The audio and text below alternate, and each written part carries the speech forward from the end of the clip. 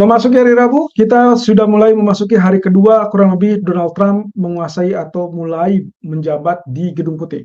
Ada beberapa hal yang cukup menarik di sini, yaitu kaitannya dengan kebijakan tarif yang memang sangat dinantikan oleh para pelaku pasar, yaitu apa yang akan dilakukan terhadap semua negara. Dan kita sudah tahu Kanada dan Meksiko menjadi tujuan utama dia. Kemudian sekarang ini terbaru adalah Cina dan juga Uni Eropa.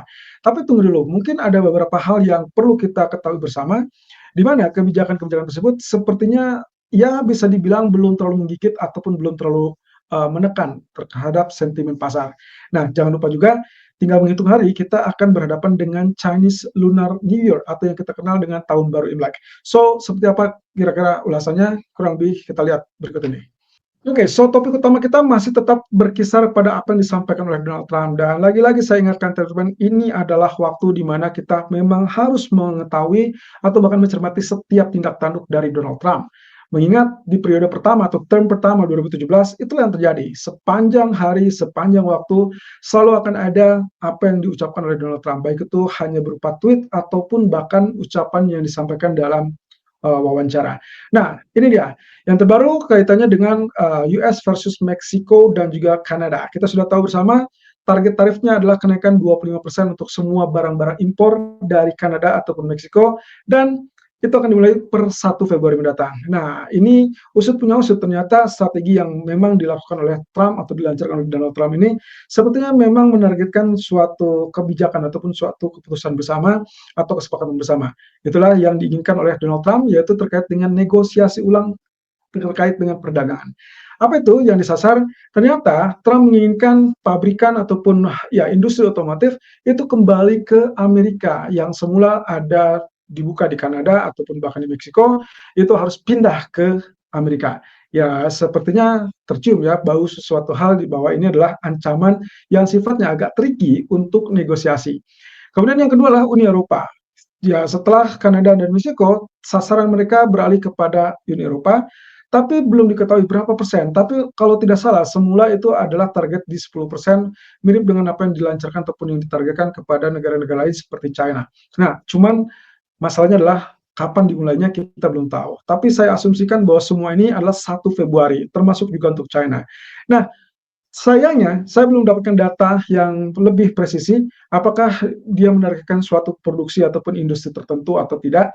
Tapi yang jelas Trump hanya mengatakan bahwa sejauh ini yang terlihat bagi dia adalah perdagangan atau negosiasi perdagangan yang ada di Uni Eropa itu merugikan Amerika. Seperti apa sih bentuknya? Itu yang saya juga penasaran, sehingga sangat layak untuk dinantikan sampai 1 minggu ke depan. Kemudian untuk China sendiri, yaitu kaitannya dengan target 10%. Sebetulnya ini agak unik juga, karena di waktu masa kampanye memang kita dengarkan 10%, kemudian berkembang lebih lanjut, ancaman naik sampai ke 60%.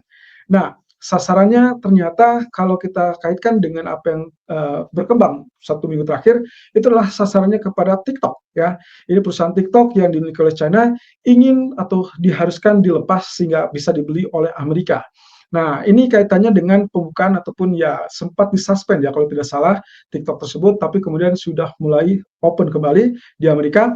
Tapi dengan catatan dia mengancam kepada China, salah satunya adalah untuk menyerahkan atau melepas TikTok tersebut untuk Amerika. Nah, kunci utamanya dia mengancam dengan kenaikan tarif. Tapi mungkin bukan hanya TikTok, ada beberapa hal yang saya rasa jauh lebih bermanfaat dari hal tersebut. Nah, ini pula yang akan kita tunggu. Belum lagi China tergabung dalam negara BRICS yang bersama dengan Rusia terkena ancaman oleh Amerika bisa saja dilakukan atau diberlakukan kebijakan tarif 100%. Jadi cukup menarik ya, 10%, 60%, atau 100%. Tapi yang jelas, untuk beberapa waktu ke depan, ini kelihatannya agak relatif soft atau relatif lunak dibandingkan apa yang dikhawatirkan oleh para pelaku pasar dan juga bisa memicu kepada perang dagang jilid kedua dengan China. Well, apapun itu, tiga hal ini sepertinya masih akan tetap membayangi market sampai at least 1 minggu ke depan. Dan juga kita lihat saja sampai akhir ataupun menjelang masuki bulan Februari, apakah akan terjadi negosiasi antara ketiga negara atau bahkan ketiga kawasan tersebut. Nah, yang juga cukup menarik adalah terkait dengan negosiasi upah Jepang. Ini kaitannya akan dikaitkan lebih erat lagi dengan potensi kenaikan suku bunga Bank of Japan, dan itu yang kita sudah tinjau bersama. Jadi kalau kembali lagi, refleksi yang saya anggap paling sepadan itu adalah di waktu 2024. Kebijakan ataupun negosiasi upah terjadi di bulan Januari, kemudian mereka sudah selesai dan akhirnya dirangkum semua di kurang lebih laporan fiscal year 2025 dan itu adalah di bulan Maret. Ya, kalau misal kita perkirakan mirip dengan apa yang terjadi pada bulan ataupun tahun 2024, maka yang akan terjadi adalah kenaikan tersebut baru akan tercipta di bulan Maret. Nah, tapi usut punya usut, ternyata kita mungkin akan dapatkan kenaikan lebih cepat dan itu akan terjadi di minggu ini di hari Jumat. Oke, kira-kira apa yang mendukung? Satu hal, ada prospek pertumbuhan terkait dengan upah Jepang dan kelihatannya serikat pekerja sudah melihat ada potensi untuk kenaikan upah.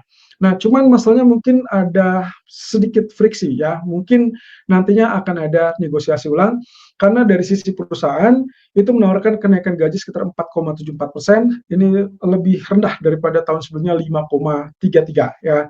Di sisi lain, Rengo, serikat pekerja terbesar di Jepang, itu justru mendorong untuk kenaikan upah minimal 5%. Jadi kalau cuma 4,74%, ya terbayang ya, posisinya berarti tidak akan ada persetujuan atau kesepakatan, tapi mungkin akan ketemu di titik tengah. Nah, titik tengah ini yang kita belum tahu bersama, tapi at least minimal dia naik dibandingkan tahun yang lalu.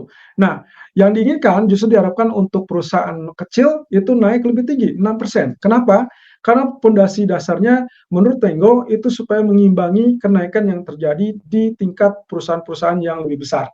Ya, harusnya logikanya terbalik ya, kalau perusahaan besar berarti harusnya menggaji lebih besar, sementara perusahaan kecil harusnya menggaji sesuai dengan kemampuan atau berarti lebih kecil. Tapi dengan kondisi ini justru Rengo melihat dibalik ya atau terbalik, di mana perusahaan besar hanya disasar kurang lebih minimal 5% dan perusahaan-perusahaan kecil itu minimal atau ditargetkan sampai ke 6%. Nah, nanti kita akan lihat titik tengahnya di berapa. Kemudian yang terpenting lagi, ini adalah kunci utama yang diinginkan oleh BOJ, yaitu kenaikan upah itu akan berbarengan dengan kenaikan inflasi dan akhirnya itulah alasan yang paling kuat untuk membuat BOJ menaikkan suku bunga. Di sisi lain, selain laporan dari BOJ di hari Jumat, juga akan ada pidato dari Perdana Menteri Jepang Ishiba. Dia akan berpidato di depan parlemen atau yang kita kenal dengan The Diet gitu. Lalu kemudian kita akan coba dengarkan apa yang akan kita dapatkan dari petunjuk sang petinggi pemerintahan. Nah, satu sisi yang kemungkinan menurut bocorannya adalah akan ditekankan kembali terkait dengan pertumbuhan upah yang kuat supaya lebih tinggi daripada inflasi dan ujung-ujungnya itu adalah menjadi kunci utama untuk kebangkitan ekonomi Jepang. Saya rasa ini waktunya di mana Jepang memproklamirkan diri, mereka berhasil keluar dari deflasi yang memang sudah bertahun-tahun lamanya merenggut ataupun menjaga ekonomi Jepang. Nah, jadi prosesnya harusnya dengan siklus kenaikan suku bunga, saya rasa itu yang persis yang disampaikan oleh Katsuo Ueda bisa saja terjadi tahun ini.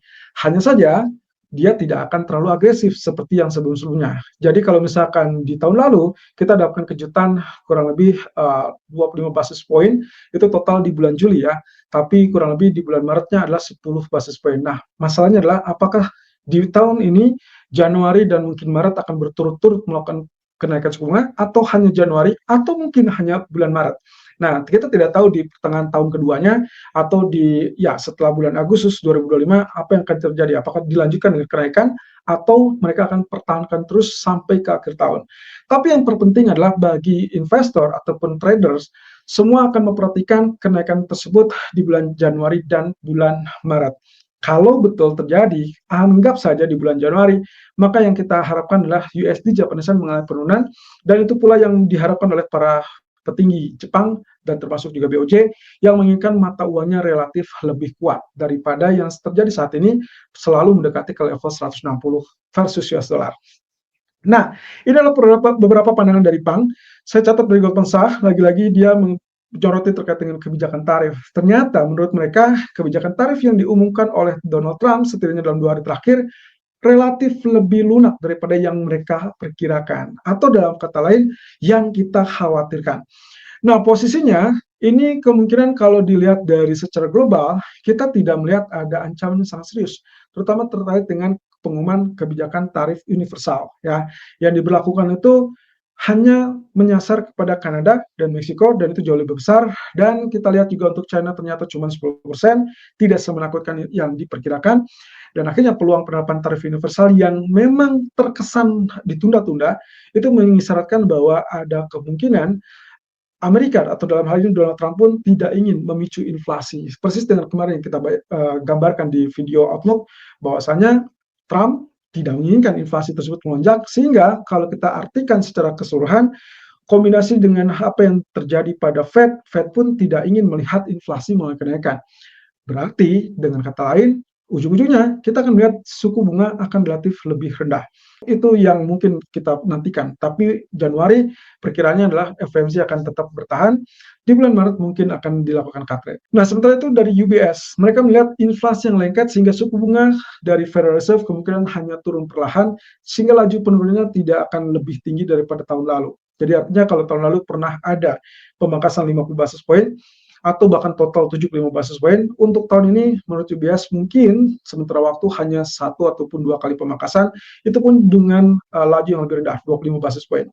Nah, jadi kalau misalnya lihat seperti ini, kelihatannya ya kita mau tidak mau tinggal tunggu apa yang akan terjadi pada beberapa waktu ke depan, termasuk minggu depan itu ada rentetan peristiwa yang kita kaitkan dengan Imlek dan juga FOMC meeting. Satu sisi terkait dengan Imlek, sepertinya ini yang kita nanti-nanti ya. Posisinya adalah PBOC akhirnya menyuntikkan dana menjelang libur panjang Imlek. Ya, libur panjang sendiri akan mulai resmi kurang lebih selama 8 hari, dimulai 28 Januari, itulah malam tahun barunya, sampai ke 4 Februari. Kemudian itu akan mengakibatkan beberapa bisnis ataupun kantor pemerintahan itu akan tutup, dan puncak perayaan itulah Festival Lampion di tanggal 12 Februari.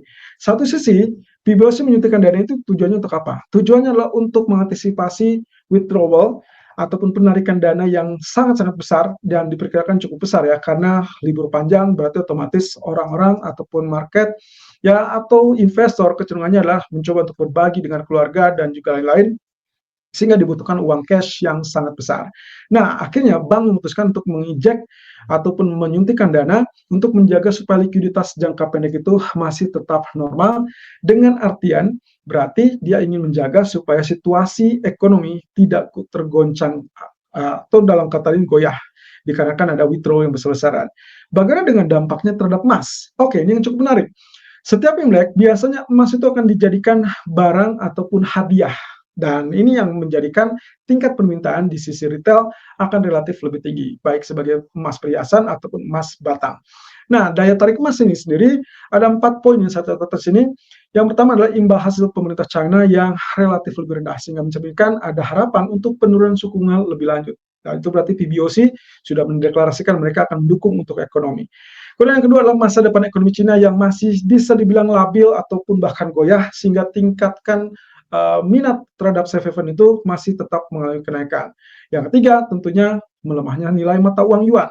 Dan yang keempat itu adalah kaitannya dengan permintaan, baik itu dari pemerintah ataupun bank sentral yang memang sudah resmi mengakui dari sejak bulan November dan Desember itu melanjutkan pembelian terhadap emas. So, dari semua faktor ini, saya rasa itulah yang akan membuat kita melihat atau berpotensi melihat harga emas kelihatannya layak untuk dituju untuk mulai kenaikan. At least sampai mungkin 8 hari ke depan setelah Imlek, dan berarti puncak perayaan itu adalah di tanggal 12 Februari. Dan setelah itu barulah kita akan melihat potensi koreksi yang mungkin dikategorikan juga secara teknis mungkin sudah overbought dan lain-lain. Tapi ya itu sisi yang menarik. Apakah 1 minggu ke depan kita punya peluang untuk melihat 2.800 atau tidak? Itu akan kita lihat dari technical sesaat lagi.